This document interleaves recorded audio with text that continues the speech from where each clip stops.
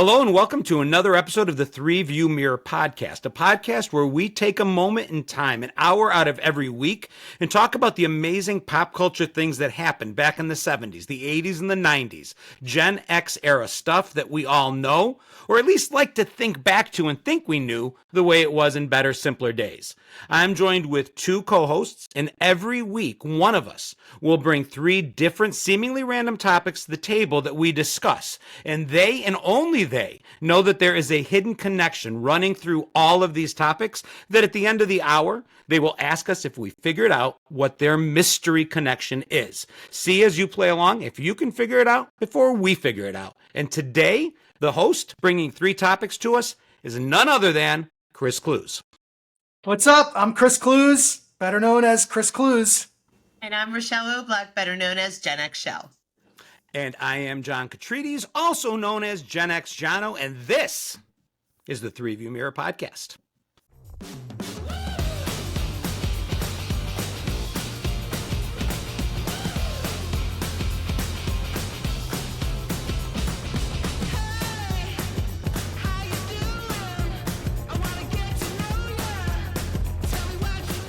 So you guys ready for today? Because I have three topics that I think and I hope that all of us know really, really well. It's the connection that I think is going to get all of you. And I'm convinced you're not going to get it.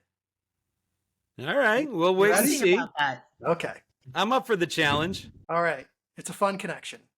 Okay, so my three are Don Johnson, Eddie Murphy, and my man, Patrick Swayze. I know the connection. I need a moment. Me too. I know a connection already off the bat, so we'll see. We'll see how this goes. Well, if you know it, that's pretty good. And even if you do, this is still going to be a fun journey. I'm sure I don't know it. This is a Shell moment. This is a moment in time where you'll have me write it down at the end, and I'll have that Shell shitting and grin on my face, and then you can let me know that, no, I'm deadly wrong. We just published that episode in our time yesterday, and Shell, just watching you back in that moment when you're like, I got you, and you didn't. You should write it down now then. So Shell, what do you think besides swooning a little? I'm sweating. I have nothing as far as a connection goes because I'm blinded by the Three alpha males, right? Three alpha males with just perfect. Well, they're three of my favorites. And I'm excited to talk about all three of them today and the characters that they played. And again, as we talked about, like these kind of alpha male characters that had this really high energy. And of course, they could be funny, they could be snarky, they were in action movies. They ran the gamut. They were, without these three, it would be very difficult to say that we had a successful 80s pop culture decade. So who are you starting with? I'm going to start with Don Johnson. So we all know Don Johnson is what? Sonny Crockett? Did you just hear something? Yeah, I was wondering what that was. I heard it too. It was like a clink. Oh, Shell.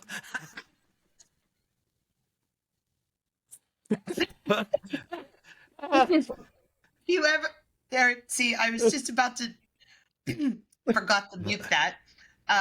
Let me turn this off. All right, just let me know when you're ready. Yep. Let's go back a minute. So who are we starting with, Chris? We're going to start with Don Johnson. And Don Johnson, of the three, I mean, I would say they all three equally had huge influence on the 80s.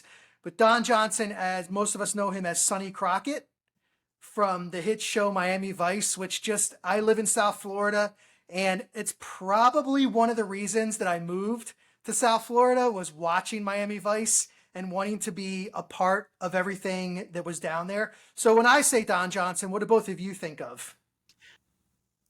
I think of the first and foremost, it's the clothes, Miami Vice. It's the pastels. It's that look that they curated that became part of pop culture. We see it played out for years after. I mean, even Friends episodes, when they used to do the throwback episodes with Chandler and Ross going into the 80s when they were in college, they're wearing the Miami Vice clothes. And then the second thing, and probably more prevalent for me, I never wore the clothes, but I did steal the look of the scruff. And I remember Sonny Crockett, like that character, perennially had the same level of stubble on his face no matter what. He was never bearded and he was never clean shaven. And for Christmas, I got an electric razor that actually had a setting back in like 1989 that was like a stubble setting that it would only shave close enough that you maintained that perfect Miami Vice look. And I had one of those. The Don Johnson shaver.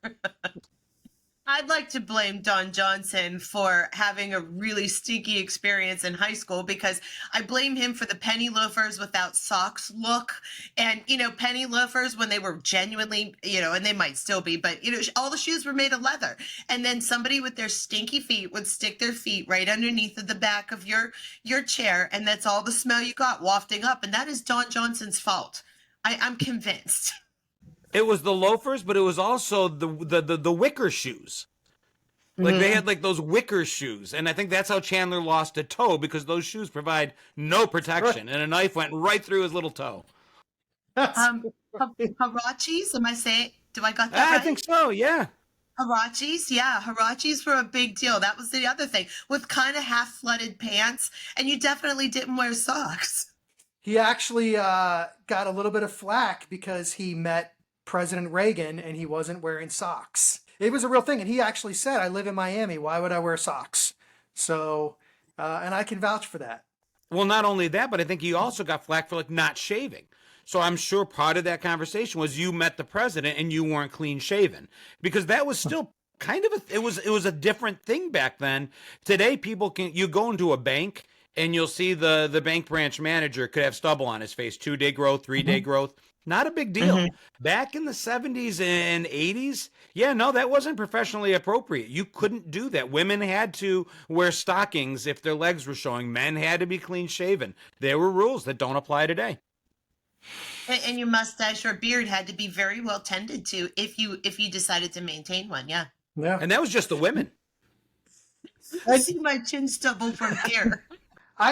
John was talking about doing the stubble. I couldn't grow anything. I tried to grow a mustache, and I would have had to be 500 feet from an elementary school. I had this I looked like I drove an ice cream truck. I did not get that right away. That was a very un-Chris Clues-like comment. It was a bad little mustache. We called that a dirt stash. It just looked like your like dirty upper lip. Now, I will say, did you know that he actually has... Okay, so we talk about David Hasselhoff and how he's like, this hero rock star in Germany. There is a Finnish band that's named the Don Johnson Big Band. And they're all about Don Johnson. All their videos, everything. Really? I had no idea. Yeah. I love that he prefaced that by "did you know?" Like there's a world that exists that we would just know that. But with the three of us, you never know. I will say that when I think of your other two choices, they came onto the scene, they did what made them big names, and then they just exploded from there. Don Johnson feels a little different to me because he was huge as Sonny Crockett, made a couple movies, did branch out a little bit, but I don't know if it was typecasting. I don't know if we only wanted to see him in a certain place. Doesn't seem like he was able to move beyond that for me. Maybe it was just me, but he stands out in that he got really big doing what we knew him for, and that's kind of where he stayed.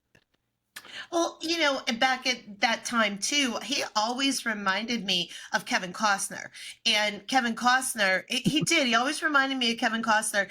And, they had that same somewhat look, attitude, even just something about them. And, Kevin Costner was big at that time. So maybe they just didn't need two people that were somewhat similar. Chris, am I crazy to think that they were somewhat similar?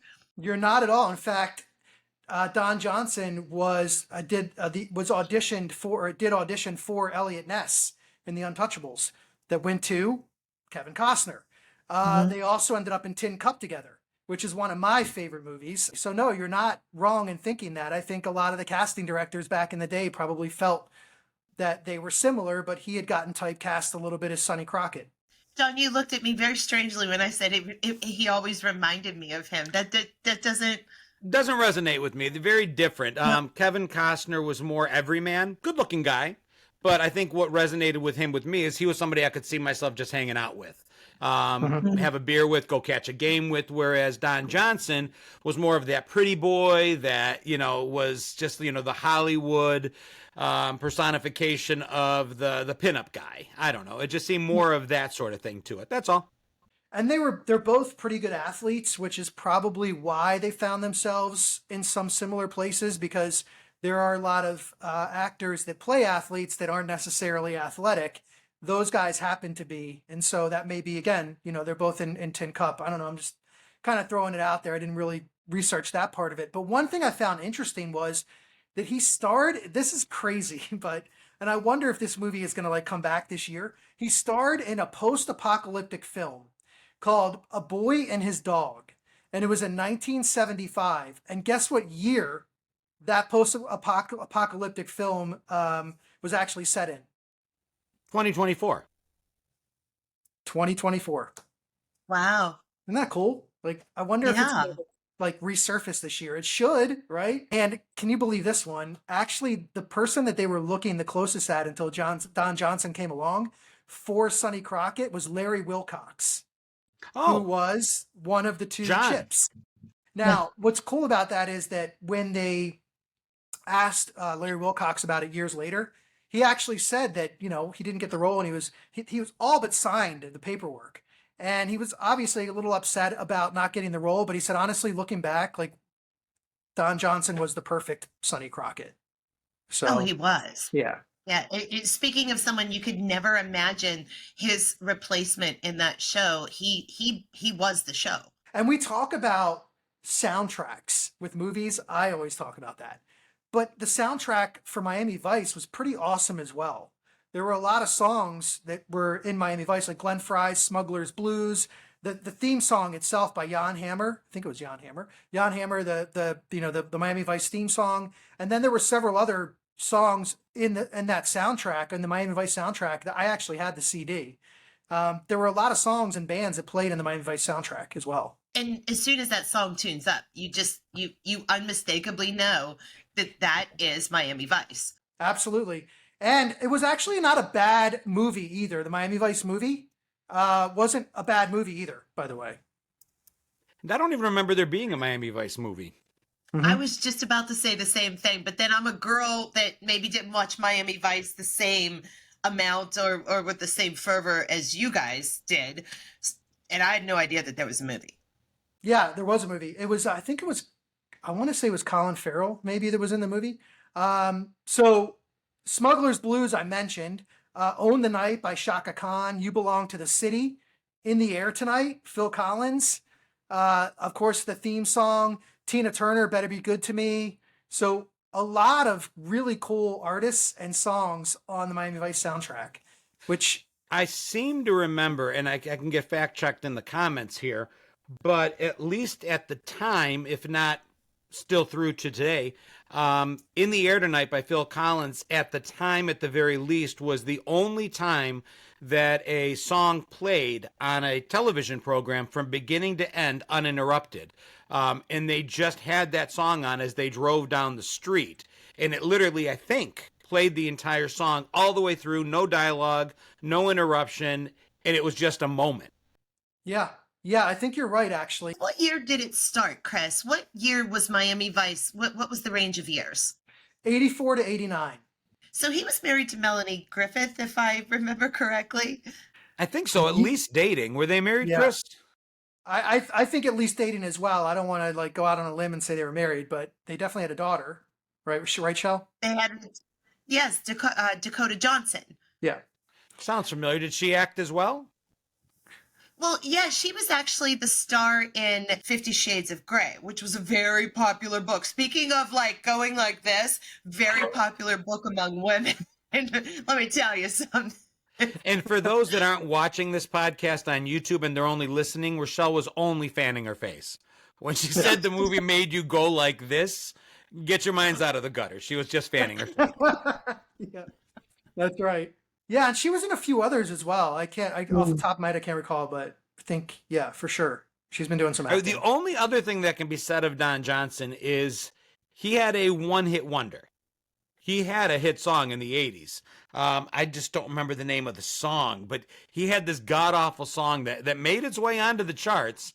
And I don't remember Heartbeat. it. It was Heartbeat.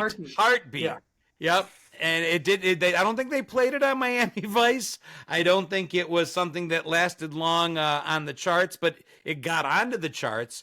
And, you can make the same joke about so many 80s actors, including Eddie Murphy and Patrick Swayze. They shared time on Billboard charts as singers as well as actors. He did a duet, I think, with Barbra Streisand as well. Wow. I'm pretty sure. Again, fact check out there. I'm not going to go Google it right now, but I think he did. Let's talk a little Eddie Murphy. When I say Eddie Murphy, though, what I can do, and anticipating Chris's question of when I say Eddie Murphy, what do you think of? It's you don't got no ice cream. Your dad's on welfare. You can't afford it. Wanna lick? Psych. You dropped your ice cream. You dropped your ice cream. Soundtrack of my life. I mean, watching that when I shouldn't have been watching it, but it stuck with us. And we psyched our way all through school the next day after watching it. That word entered our lexicon. Kids still say it today. I think they invented it. And when we were kids, it was PSYCH. Now it's SIKE, but it's the same thing. And nobody did it better than Eddie. His red leather suit, his red leather, like how he wasn't dripping sweat up there with all the zippers, sort of Michael Jackson-ish looking up there was, his stand-up is iconic. Him, George Carlin, Richard Pryor, absolutely iconic. Iconic. And the things he made fun of. And then he replicated the red leather with the purple leather, Delirious and Raw back to back, and making fun of the fact that Bill Cosby, of all people, called to shame him between those two acts, because I think it was Delirious that was first, and he took a call from Bill Cosby saying, "You swear too much in your act. Yeah, go drug another person." But the point is to have Bill Cosby shaming him, and then he gets on his next comedy tour and makes fun of Bill Cosby for doing it. It was iconic. It was awesome. Yeah, he obviously the stand-up, and he started stand-up when he was 15 years old. So it was early on. And I always think of the beginning of, I'm going to get this wrong. I think it was the beginning of Raw. It was. Where it shows him with his family. And I'm pretty sure Samuel Jackson is in that. In the living room with the family. I got to double check that. But when he says, and he kicked him in the ding ding. Like that was something that we always said so much. Repeated that joke about the lion and the elephant, and he kicked him in the ding ding. And I again, like thinking about the influences in my life growing up in my teens, and Eddie Murphy was a huge influence on me and on a lot of us. I think the comedy that he did was we would say it's irreverent, but he made fun of everybody. Like that was what was great about his comedy. When you look at like a Robin Williams and a George Carlin or Richard Pryor, it was everyone. Everybody was fair game, and they made sure that, including themselves, by the way, even more so than anybody else, they would make fun of themselves. And I think that's what made their comedy great. And then, of course, he went on to do all these movies that had a huge influence with Beverly Hills Cop. He was the first actor who made their debut. So he made his debut in 48 Hours, his official like feature film debut. He was the first actor to ever get $1 million for his debut. Wow. Like, that's how much they believed in him. Doesn't surprise me. Huge name. I mean, not ready for primetime players. He followed up on SNL during that genre. He came right after them, and I remember the characters that he created on SNL. Buckwheat. Talk about making fun of himself, making fun of the stereotypes about his own culture. I mean, everything was fair game, and it was all just done in the name of comedy. When I tell my kids today, they'll be like, well, wow, that was offensive, Dad. You guys didn't think it was offensive? And I'm like, yeah, we thought it was offensive. That's why we laughed. I mean, offensive can be funny.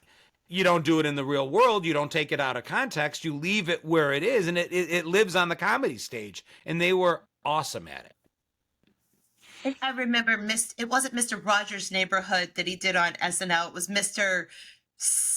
Robinson's. Mr. Robinson's Neighborhood. That's right. He was the broke kid on Mr. Robinson's Neighborhood, or he was Mr. Robinson. He was if Mr. I come to think Robinson. of it. And then he was Mr. Robinson. And then he sang the song. He did it just like Mr. Rogers. It was amazing. Or the gold suit that he was wearing when he was trying to play James Brown. He did an excellent James Brown. James Brown going into a bathtub, I think he was. And I think he had on a gold like spandex. And speaking of, I'm a fan myself again, as you're talking about gold spandex with Eddie Murphy on the screen. So, yeah. And his movies took a journey. They moved. He went from being the irreverent comic, right, doing the inappropriate, maybe offensive jokes, but he went all the way through to like Dr. Dolittle. I mean, the movies that he made where he played every character. Family, wholesome movies that we watch with our kids today. He really moved his career where it needed to be moved to do what he needed to do to entertain as many people as possible. And you bring up a really good point, John, because not many actors can go from having the F-bomb just released so many times in one minute segment of a comedy special to going and crossing over to being every kid's fantasy about Dr. Dolittle and his characters. Was that the movie? Am I remembering it right? Was it Dr. Dolittle? Why do I feel that might not be right? No, it's right. Dr. Dolittle, Nutty Professor. He did a Nutty couple Professor. of them. Okay. Yeah. Yep. Nutty Flubber? Professor. Did he do Flubber? The Flubber movie? Was that the Nutty Professor with the little green? Was he in that? I don't know. I'd have to look that one up. Well, whether he was or not, these were absolutely all. We remember that he could be because these were the types of family-friendly comedies that he started doing. Daddy Daycare, I think, was another one that was Adam Sandler-esque. You know, Adam Sandler may have been in that. I'm not sure, but even if he wasn't, it was one of those types of movies that was feel-good, funny, had a heart. I just love the way his career moved all the way through. And I bet you money that if he decides to go on tour tomorrow and do Raw Part 2, he could still do that as well as he ever did. He would kill it. And that's, Mr. Robinson's Neighborhood. Actually, Mr. Rogers was at the SNL studio and met with Eddie Murphy and told him how much he loved it. He thought it was hilarious. And so, they talk about Eddie Murphy's a little concerned, like, what is he going to think about this? But he actually embraced the parody, which I think is no surprise, knowing what we know about Mr. Rogers, that he would embrace something like that and find the humor in it. And he had a good time with it. And you're right about him moving along in his career. Robin Williams, it's funny, another stand-up comedian who did something similar. I mean, if you go back and you watch some of Robin Williams' early stuff, particularly, at the Met, brilliant stuff. But, he could get pretty raunchy as well. And then he, there he ends up getting Good Morning Vietnam and Mrs. Doubtfire family movie, Dead Poet Society. His career moved along as well, on and on and on. And so it's interesting to see how some of these comedians that were so brilliant on stage, and we don't see many of them anymore. There's very few, Chappelle and a couple others that could entertain you for 2 hours straight and fill an arena. They were filling arenas. Steve Martin is another one. Steve Martin, during that same time that Eddie Murphy was doing it in the late 70s into the early 80s, Steve Martin's early stand-up was, I mean, he does this parody bit where he has unnatural relations with a girlfriend's cat. And I don't mean that as a euphemism. It was her cat.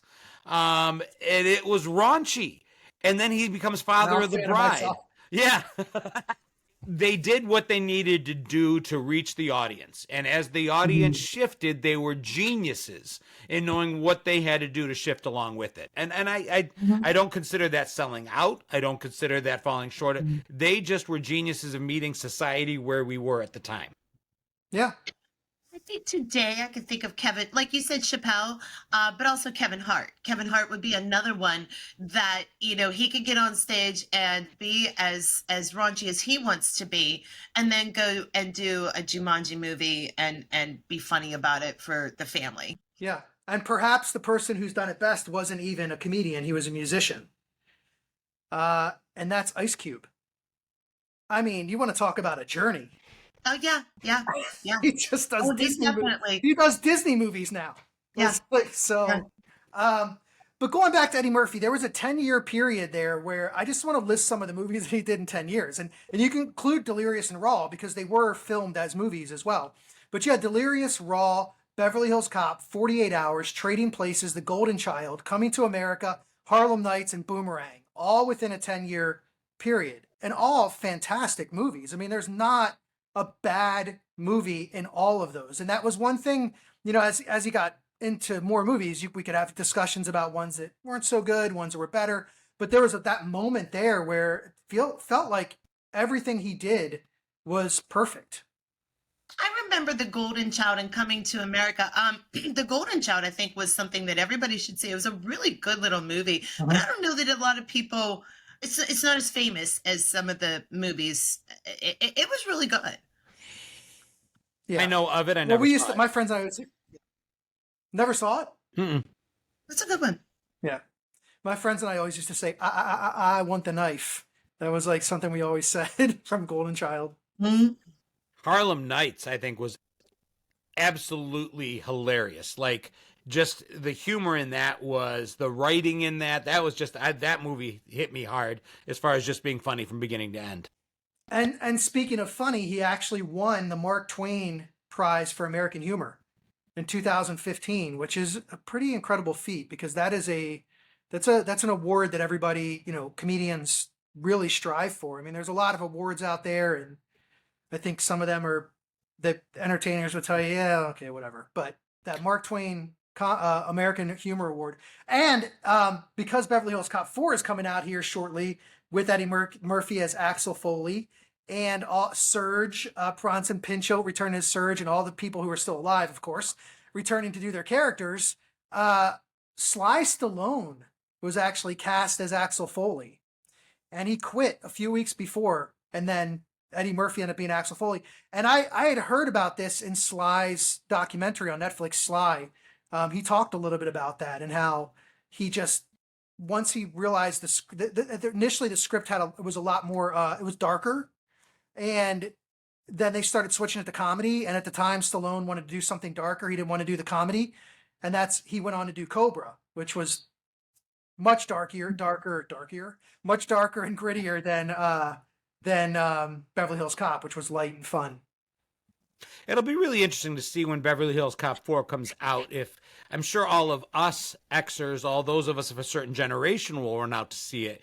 It'll be interesting to see how much acclaim it gets, how much attention it gets from the younger generations. I don't know that they know what Beverly Hills Cop is. If I ask my 20-year-old specifically, she will not have seen it. She'll know who Eddie Murphy is, but she'll remember him from The Nutty Professor, not from Beverly Hills Cop. Well, guess what you're going to see in your Netflix algorithm in the next couple of months? The original Beverly Hills Cop. I'm sure. Guaranteed it's going to be all over the place. Yeah, there's no better trailer. Hoping that exactly that happens, that the younger generations pick it up because they know Eddie Murphy and they go back and they watch it. And he also did a duet, believe it or not, with Michael Jackson. What's Up With You? And it's been ranked as one of the worst music videos of all time. Think about that. Eddie Murphy and Michael Jackson, two of the most iconic performers that we have ever had, and you could argue in world history, and will ever be. Will always, I mean, hundreds of years from now, when they name the top 100 entertainers of all time, I'm imagining Michael Jackson and Eddie Murphy will both be in that top 100. And here they are doing a music video everybody said was one of the worst of all time. Party All the Time was pretty bad too. It was fun, but it wasn't good. My girls wants to party all the time, party all the time, party. And he said party. We all heard and mocked potty, Potty. My girl That's wants right, to we did. party all the time. And I got to stop singing. You know what? Weird Al should have done that. I can't believe he didn't. That was a missed opportunity. And we all heard it, though, right? It wasn't just me. Yeah. I remember kids making fun of that. But then there was the song Axel Foley. Who sang that from the movie? What was the band that did the Axel Foley song? Well, Axel F was Harold Faltermeyer. Yeah, And the so that was like instrumental was the big one. I don't remember what they sang, but the instrumental, Axel F, Yeah. that was the big, Huge. everywhere. Yeah. And the fact that it was instrumental, like there weren't that many songs out at that time that were instrumental, and yet you knew the beat to that entire song. Mhm. Yeah. Axel F, not Axel Foley, Axel F. There's Axel like F. 3 that I remember, like 70s, 80s, 90s, like 3 70s and 80s instrumental songs that hit the pop charts. One was, I remember Music Box Dancer when I was a little kid in the 70s, complete instrumental, but then, do you remember that one? If you hear it. Would you do it again so that Sure. we can? Come on, it's Yeah. I'm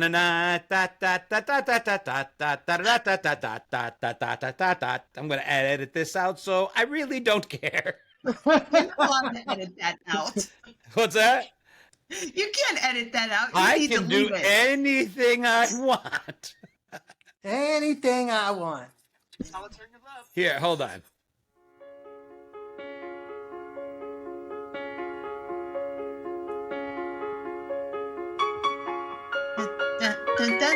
Oh yeah. I always thought, okay, I thought that was an Elton John song. Okay. Anyway, I mean- so there was Music Box Dancer, there was Axel F, and there was Chariots of Fire. Those are like the 3 instrumentals that hit the charts and did phenomenally well. And if you rank them, I bet you they're the top 3. And Miami Vice. Yeah, 4. Yeah. Yeah. Ooh. John pulled that up really quickly, Chris. Did you notice that? I did. Almost as quickly. It was like he had it on his "Wind Beneath My Wings" playlist. Yeah. Dude, I will own Music Box Dancer. It is a beautiful little tinky song. It's like the link, tink, tink, tink. I like it. I just I see you in your room doing this. Without a doubt. Dude, Dude, I have no shame. You're not going to shame me on this one. It's pretty. You're going to come full circle here, though, John, because just like 80 stars that decided that they were going to go into a music career, social media stars shouldn't go into singing music box dancer. Well, careers. so that's your opinion, and you're entitled to it. Speaking of music. Speaking of what? Speaking of music. Oh, okay. Yeah. Speaking of music, not Tiny Dancers or what was it? Tiny Dancer? No, That's Elton John. Now you're going to Elton John. The Tony Danza, Tiny Dancer. Hold me closer, Tony Danza. Yeah, hold me closer, Tony Danza. Yeah. The soundtrack for Beverly Hills Cop as well. So yeah, New Attitude, Patti LaBelle. Let's see, Neutron Dance, the Pointer Sisters. Pointer Sisters. Yeah. The Heat is On, Glenn Frey again with Glenn Frey Smuggler's Blues with Miami Vice. Danny Elfman, if you don't know that name, I've mentioned it before. He was the lead singer for Oingo Boingo and then went on to do, I think, win Academy Awards, at least be nominated for soundtracks. He had a song on there as well. Patti LaBelle Stir It Up was another one on there. So, and then the Axel F. So there was some top 5 hits on that soundtrack. And again, I always go back to the 80s soundtracks and how many people and musicians wanted to be on them. I want to mention, because we talked about family-friendly movies with Eddie Murphy and Dr. Dolittle, and did you know, there it is, there's the did you know again, that he actually has a fear of live animals. No way. Yes. Dead ones are okay? I guess so. Most people would have said he has a fear of animals. The fact that you quantified that, I found to be strange. That's what it said. I'm just repeating what it said. Live animals. I guess because he had to be around them for Dr. Dolittle. What else on Eddie Murphy from your perspective? Because for me, again, like I think about him as we've had a lot of influential comedians and a lot of great comedians, but whenever you see a top 5 comedians of all time, even when you include, even if you go as far back as Lenny Bruce, and we're talking stand-up comedians, not, just comedy in general.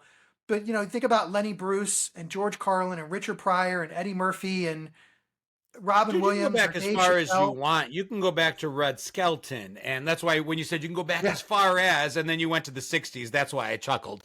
Because I think some of Oh, our well. older listeners be like, oh, no, go all the way to Lenny Bruce.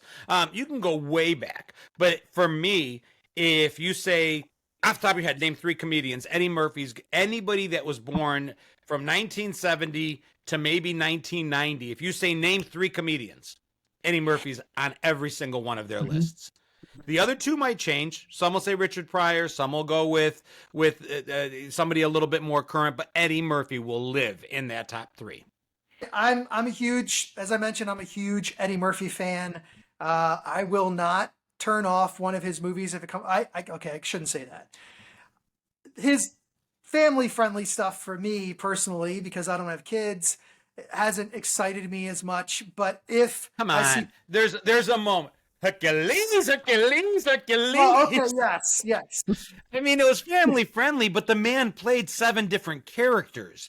He was at that scene at the table. I'm so glad you said something that triggered that, because that scene at the table, whether you have kids or you don't have kids, whether you're 8 or you're 80, that scene at the dinner table where he is all those different characters sitting around, that was amazing. That is an incredible moment in movie history. Valid point. Like he's just supremely talented. So maybe I should check myself a little bit and go back and watch those again. And Shrek, by the way, voiceover, but you know, Yeah. I mean, I love Shrek. Okay, so I'll say there's one that I love, but that was a voiceover. The donkey. They always called him Donkey. And then when he fell in love with the dragon, he was iconic as that voice. Yeah, and then I talk a lot about some of the movies and we mentioned a lot of his movies, but Trading Places is one that I think it's overlooked. And I would tell anybody out there that if you're a big Eddie Murphy fan, if you enjoy 80s comedies, and you haven't seen Trading Places, Eddie Murphy, Dan Aykroyd, Jamie Lee Curtis. I mean, that's all I should really have to say for you to go check out the movie, those 3 in the same movie. Mm-hmm. I know the movie. I've seen scenes in the movie. It's an incredible movie. It's well written. I know enough of it that I think I've done a video on how it's one of those movies that could not be remade today. It just, there was too much in it that wouldn't work today. Better or worse, that's the world we live in. I've not seen it beginning to end. That's one I've got to go back and look at. You should. It's fantastic. They're all 3 of them deliver brilliant performances, and then on top of that, Randolph and Mortimer, the brothers who set the whole Trading Places thing up, they're not good guys. And if you've ever seen Coming to America, there's a little Easter egg in Coming to America where you see these 2 old homeless guys that he drops some money to. That's Randolph and Mortimer from Trading Places. So that was kind of cool too, where they had that connection in Coming to America. It's been a long time since I've seen that movie. Either one of them, actually, quite frankly.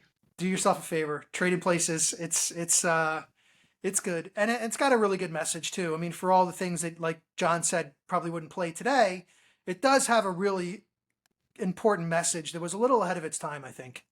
So, God, just sounded like Joe Pesci and Lethal Weapon. Okay. Leo gets. Okay. Leo gets. Leo gets it, right? Leo gets it. So we talked about Don Johnson and Eddie Murphy, and we talked about Eddie Murphy and Saturday Night Live. So this is a good transition into our next guy, because he had an iconic skit on Saturday Night Live with Chris Farley, and that is Patrick Swayze. Go ahead, fan yourself, Shell. No, I'm doing the Chris Farley right now. But no, wait a minute. When he was the Playgirl with the little bow, there wasn't a woman in TV land not swooning over Patrick Swayze and his incredible dancer's body. That's what we'll call it. It's just wanted to grab his pecs. Sorry, I'm having a moment. We're gonna have to take a break. Okay. So do you want to take this section and talk about Patrick Swayze, Shell? You can just take it over. You can take it over if you want, because I can't do the whole grab and peck. Talking is pretty far down the list of things that she's thinking about when it comes to what would have happened between her and Patrick Swayze. Patrick Swayze was a girl's fantasy from the time he was. I think Dirty Dancing did it for a lot of us because all we could imagine was grinding with Patrick Swayze. He was just an amazing dancer, amazing actor. He had that beautiful longish hair. There was nothing about him that wouldn't make a girl swoon. So of all the three, though, he was the most swooniest. I'm going to use that as a new word. Swooniest guy out there. Now, my guess would be that although, yeah, Dirty Dancing, I get it. I think women fell in love with him during Ghost. I think every girl I knew imagined herself making that clay pot with his arms around her and the Righteous Brothers song playing up behind them. And the fact that he was the penultimate perfect husband. Boy, I mean, there was I think it was a Seinfeld episode that established the difference of guys going all the way versus girls going all the way. And Jerry was teaching George the difference that for guys going all the way is going all the way. For girls, it was once George had gotten engaged and showed that he was able to be committed, he could show women that now he's worthy of going all the way. Patrick Swayze went all the way in Ghost. And women romanticize this good-looking, good husband, good person. That's when I would guess women fell in love with him. Was Ghost, what years were these? Because in my brain, I was thinking Dirty Dancing had been out longer, but I guess it was Ghost then. And no, Demi Moore, I don't know. I think Ghost was 90. Yeah. I don't actually know the years. Ghost came after Dirty Dancing because when he was not the initial selection for Ghost because he had been kind of known besides Dirty Dancing as an action guy. He had done Red Dawn. Roadhouse had just recently come out. And so I can't remember the whole story behind it, but Next of Kin he had done as well. And so he had done Outsiders. The Outsiders. He wasn't known. Youngblood, Uncommon Valor was another one that he was in. So he had this perception that he was this action guy. And so initially he wasn't the one that they were going to select for that. Dirty Dancing was 87, Ghost was 90. And I guess to take my analogy further, I think Dirty Dancing is where you started to date Patrick Swayze. Ghost is when you fell in love with him and wanted to marry him. Speak for yourself, John. I think you are, right? John is speaking for himself at this moment. It was one of those actors that girls wanted him and guys wanted to be him. Yeah, yeah, 100%, 100%. Patrick Swayze was the epitome of the tough guy who knew how to be sensitive, hold a woman's heart and her body in his hands. I'm sorry. Give me a minute again. Okay.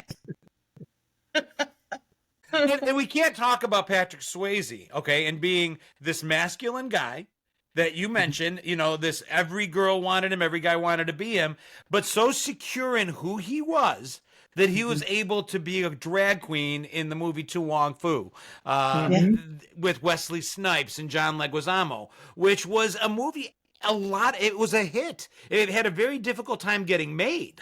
If Spielberg didn't get involved, if certain Robin Williams got involved and helped push that movie through, but it got turned down left and right initially, and then big names got involved and Patrick Swayze, and it got made, and it was really cool to see someone like Patrick Swayze and Wesley Snipes, who, to Chris's point, action stars and romance stars, and look, they can even have a little bit of fun and do something like this. I thought that was really cool. Yeah. And they made very beautiful drag queens too. They did. I loved it. Well, it's all in how you look at it, but I thought that I forgot all about that one. Patrick Swayze's pretty no matter how you slice it, but Wesley Snipes, I'm not sure he made such a beautiful woman. So we talked about, John, you said that, how guys wanted to be him, and it was true, and that this whole idea of like him being this tough guy and this romantic was a real thing in his real life too. When he was, he married his high school sweetheart. He was a great high school football player until he hurt his knee. He started a carpentry business with his wife. They did very well, became very successful until he actually hit it big. And on top of that, he was on a Disney ice show because he went to ballet school. His mom had a dance school. So this person that we saw on screen was actually a big part of his life as well. He had this really healthy balance of kind of like we talk about like the kind of strong alpha male and then the romantic and putting all that together in his real life as well. On top of the fact, get ready for this one, that he was referenced. I couldn't believe this. He was referenced in over 300 hip hop songs, including one by Biggie. I didn't know that, but apparently it was a thing to reference Patrick Swayze in hip hop songs at one point. By name? Now that I think about it, there are songs that say Swayze, and I can't. They're not coming right to the top of my brain, but I do recall that. Because I think, and again, somebody can fact check me on this, but the term Swayze also meant to like kind of lean a little bit, like leaning and lean in, and that was something that people were in the early 90s, mid 90s, that was a thing. And so he was referenced in, I think, over 300 hip hop songs. It's pretty cool. Huh. You know, it's funny. I talked about how women fell in love with him during Ghost. I think for me and for guys, the moment we were like, God, this guy's so cool, would be Roadhouse. The speech that he gives in Roadhouse, when he's telling people you're nice until it's time not to be nice, was like a Fight Club level moment in terms of replaying it once we got to school, you know, as kids. We're like, that was one of those moments that entered into our pop culture, entered into the way we hung out with our friends. We'd be at a bar and someone's doing something stupid, and, you know, the cool head in the room, whichever one of my friends was the one that didn't, he said, hey, take it easy. We're going to be nice until it's time not to be nice. Yeah. Yeah. Yeah, that's what he said. I have 3 simple rules. 1, never underestimate your opponent. Expect the unexpected. 2, take it outside. Never start anything inside the bar unless it's absolutely necessary. And 3, be nice. Yeah, that's a great scene. And you're right. I am as big a fan as Patrick Swayze as there is. As I've mentioned, my dog Bodie is named after his character in Point Break, which is not an 80s movie, but I would argue that it's one of the greatest action movies of all time. It is a perfect action movie with Keanu Reeves and Patrick Swayze, and directed by Catherine Bigelow, who went on to do Hurt Locker. So yeah, I love it. I know by John's face he doesn't, but I actually love Point Break. And you get a little Anthony Kiedis in there from Red Hot Chili Peppers as well, which is pretty cool. I just also didn't want to like mention Keanu Reeves in the movie. I didn't like Tank Girl, whatever her name was, Lori Petty. Yeah. What's that? Yeah, Lori Petty annoys me. I like Patrick Swayze. The others in the movie I didn't care for. You didn't like Utah? Nope. Oh man. I didn't buy him as an FBI agent, surfer boy. He got on my nerves. I watched the movie. I loved it at the time, but it doesn't go down in my brain as one of those iconic Patrick Swayze things. It is. Yeah. Roadhouse, I think, is. So for those listening, leave in the comments if what you think about. You're gonna put that up against like Die Hard, and you're gonna say it was Point the Break greatest. was. I'm saying it was one of the greatest. If the list is 2,000 long, then yes, it's one of the greatest 2,000 action movies in the history of time. It's a top 10. It's not a top 10. Mm-hmm. Okay, so in the comments below, who agrees with me? Who agrees with John? I can easily come up with 9 movies that are a better action movie than Point Break. That's all I want you to admit. No, I'm gonna stick to my guns. Top 10. Let's see what everybody says in the comments below. Okay. So I did want to mention something else because for whatever reason, this subject has come up a couple of times with us. The colognes in the 80s and the scents, I should say, in the 80s that they approached him about the fragrances. Fragrance. Thank you. Fragrance. That's a better word. They approached Patrick Swayze about having a fragrance named Patrick, and he turned it down. That apparently he turned down almost $10 million worth of different types of merchandising because he just thought it was nonsense. Listen, if they'd made a Patrick Swayze fragrance, I might have bathed in it. So Patrick Swayze, obviously, again, had a great run beyond the 80s, but really in the 80s was it was a huge moment for him and for all of us because we all embraced him and we lost him way too young. And that was really sad when that happened. It was really, really sad to see because I think as a guy, like I looked at his characters as invincible. He was one of those guys that just jumped off the screen, and I thought, this guy's going to live forever. Like nothing will ever hurt him. And the reality is they are just roles and characters. And then there's the human being. But I absolutely, as I mentioned, I love Patrick Swayze. I've always been a huge fan. Never saw Dirty Dancing, as I've mentioned before. I know I'm probably losing a lot of points out there. But Listen, you're losing So for points those because for those that have started siding with Chris in our battle of action movies, before you write down that you're siding with him, this is a man who didn't watch Dirty Dancing. He believes that baby belongs in a corner. Is this really someone you want to vote with? So just saying that, before you take his side, he hated baby. I put baby in the corner and I left her there. And All right. and it was my senior prom theme, as I've said on an episode before. It was my The senior prom hate theme. mail is coming. The hate mail is coming, Chris. I had to hear it like 150 times that night. That I had the time of my life was seared into my brain. I can't. I have night terrors about that song. Call Carmen. Call Carmen. Call Wimberly. He just canceled himself. We need to come up with another person for this. Before we move on, the only other thing I wanted to say, and you just touched on it, Chris, the man left the stage with class.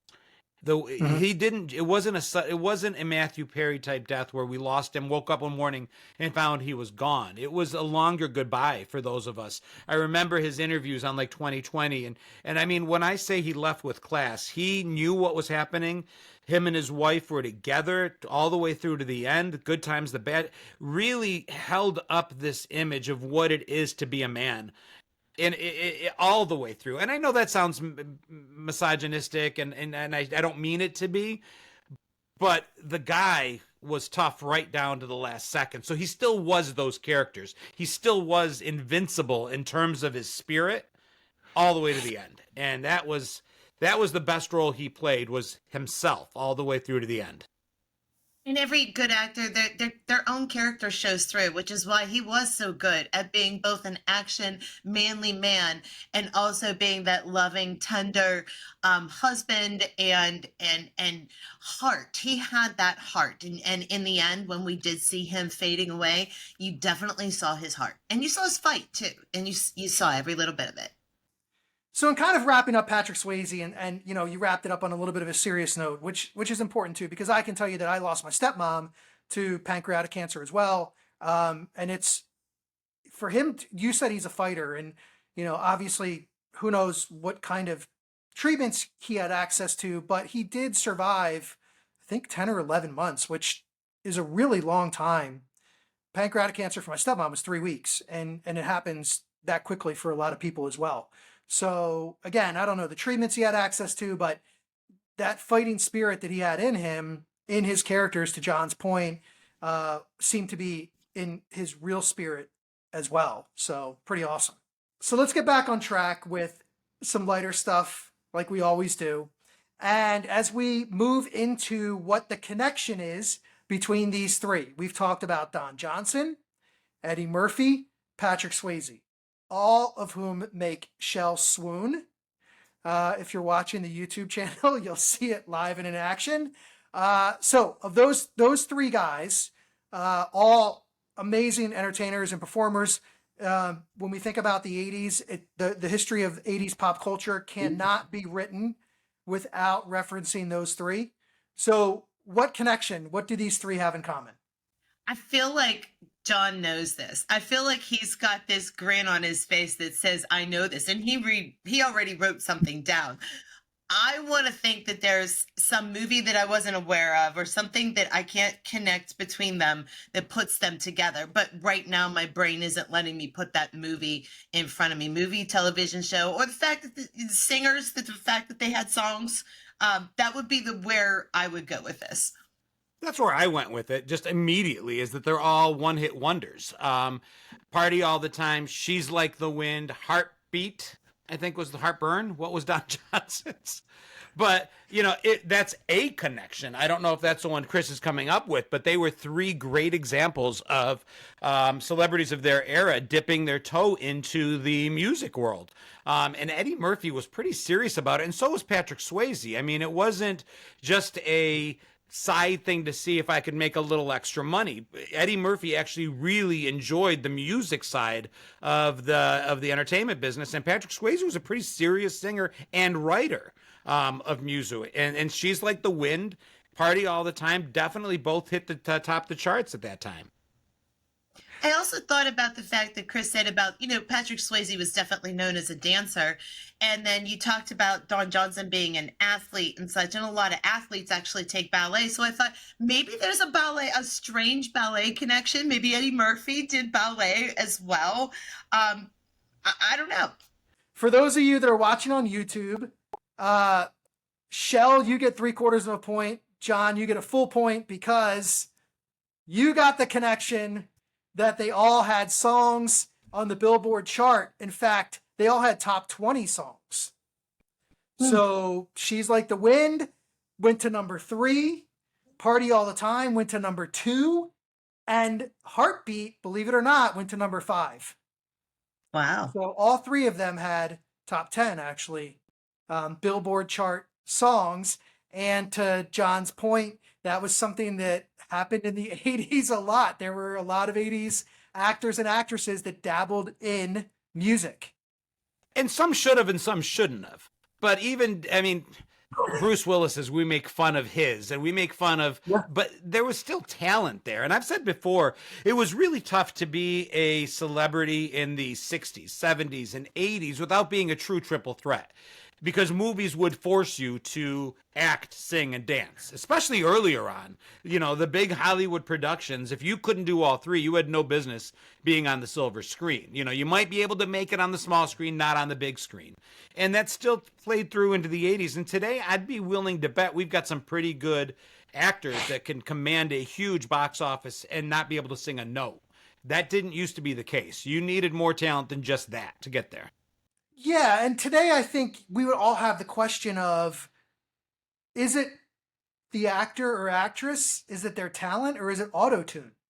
And that wasn't something that was available. Yes, they could go in the studio and enhance their voice and make it a little better, but even if the song was bad, there still had to be some talent there. You couldn't mask it. Unfortunately, I'm making it my mission this year with Milli Vanilli. We saw what happened to them. They lip sync to the song, but that happens all the time today. In fact, auto-tune just got a Grammy, the technology, in 2023. And so I'm making a mission in 2024 to Milli Vanilli to get their Grammy back. But I disagree with you, Chris. It wasn't even them. I get that you're making the comparison saying that we're enhancing voices to a ridiculous degree right now, but I will just play devil's advocate and say that's different than taking credit for somebody else's work entirely. Milli Vanilli weren't the voices on those tracks. It wasn't them enhanced. It wasn't them at all. Well, okay, so I would challenge you with this. I would say go get auto-tune and sing a song into auto-tune, and you tell me if it sounds like you. No, I get it. I totally get what you're saying. Yeah. I totally get what you're saying. But to me, it's at least with auto-tune, you're not stealing somebody else's for work. Somebody wasn't credited for their talent. So those, by the way, the people who sang those songs were paid as well. And they knew that somebody else was going to perform them. And there are plenty of pop singers that are out there making a lot of money right now who have never sang a song live, ever. They're great performers. And never could. They're entertainers. Yeah. Dude, it's not even just now. If you heard Madonna live, I would argue, versus studio, her voice, she's had some rough on, live moments, but she's an amazing performer. It didn't matter. So I get it. I totally get it. Just like Shell once said in one episode, there's a reason it's the 3 View Mirror podcast, because there's 3 views. And we should have 3 views. Yeah. Yeah, absolutely. Yeah. And there were other ones but as well. I'm curious. Cheryl Ladd. You were at the beginning of the podcast, you were so sure that we wouldn't get this one. Did you think the songs were more obscure than they were? Do you just, first of all, the fact that it was you bringing it to us was a huge clue, because we know how you are when it comes to music and soundtracks. So you kind of give it away just by virtue of who we know you to be. But, at least the last 2, those songs were boom right there. As soon as I hear Patrick Swayze, I think a few things, one of which is She's Like the Wind. As soon as I hear Eddie Murphy, She Wants to Party All the Time. Yeah, I thought Don Johnson's one wasn't as front and center, I guess, as the other two. And, it's okay. Like, I think it's good that you guys got it. I think these are three, like I said, awesome entertainers that you can't write the history of 80s pop culture without mentioning. And so it's fun to talk about all three. But it was a different time I will when say, we had, they were all taking. you've got a better You've got a better poker face than Shell, because I tested the waters and I brought up the fact that they sang during the actual episodes, during the actual segments of the podcast, and you didn't get. I was like looking to see if there would be any kind of change in your face or whatever that would give it away, and you didn't. We talk a lot about one-hit wonders when it comes to the 80s and music, and I think today with and I'm not going to categorize and generalize and say all of them, because there are crossovers. I mean, Lady Gaga is doing a great job crossing over when we talk about Lady Gaga music and movies, and Justin Timberlake has done a great job with that as well. Mos Def, if you know hip hop, Mos Def is a great actor as well as a great rapper. So there is crossover. I don't know that how much it's actually happening, and I think we have a lot of one-hit wonders today when it comes to I can do this. I'm a good actor. I'm a good musician. We had a lot of people in the 80s who were good at a lot of different things. And they, as John said, trained in a lot of different things because they were looking for an opportunity to break in, and they weren't sure which one of those things were actually going to do it for them. So maybe the lead-in was comedy for Eddie Murphy. The lead-in might have been dancing for Patrick Swayze, and it was potentially modeling for Don Johnson. But ultimately, they ended up doing all of these different things once they got there. And they showed that they had a lot of different talents. And that may be, again, another kind of cool connection to some of the 80s and maybe a little bit of the 90s people, is that they had the ability to showcase a lot of different talents. Whereas today, maybe there's a lot of people who are just kind of this one thing that they do. And that's okay, by the way. If you do it really well, but it great. plays itself out over and over again. Look at names like Jennifer Lopez, who became this huge dramatic talent, but she was a fly girl on In Living Color. So dancing was her way in. But you don't, you like you said, they weren't sure what was going to bust them into the industry or what role they were going to get first. They had to be buff. They had to be talented. They didn't know if they'd have to play piano during the movie. And with such stiff competition, then somebody else, well, I'm sorry, there's a piano scene. This one can play and you can't. You're out, So I see it. So just in closing, it's awesome that both of you got it. I think, again, this may have been an easier connection than some of the other ones that we've done, but it gave us the opportunity to talk about three icons of 80s pop culture that you cannot write the history of 80s pop culture without. And Don Johnson, Eddie Murphy, and Patrick Swayze. And I hope all of you had a great time talking about all three of these. And maybe tonight or over the weekend or next week, you'll go watch some of their movies or listen to their music.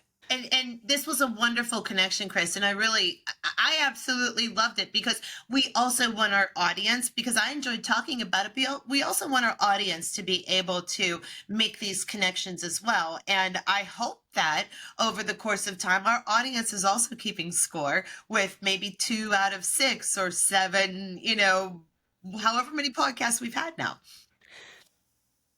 And that's about as good a way as I can think of to end it. This is John Catrides signing off and saying, guys, we will hopefully see you next week. And this is Rochelle O'Black. And this is Chris Clues. Stay rad, everybody.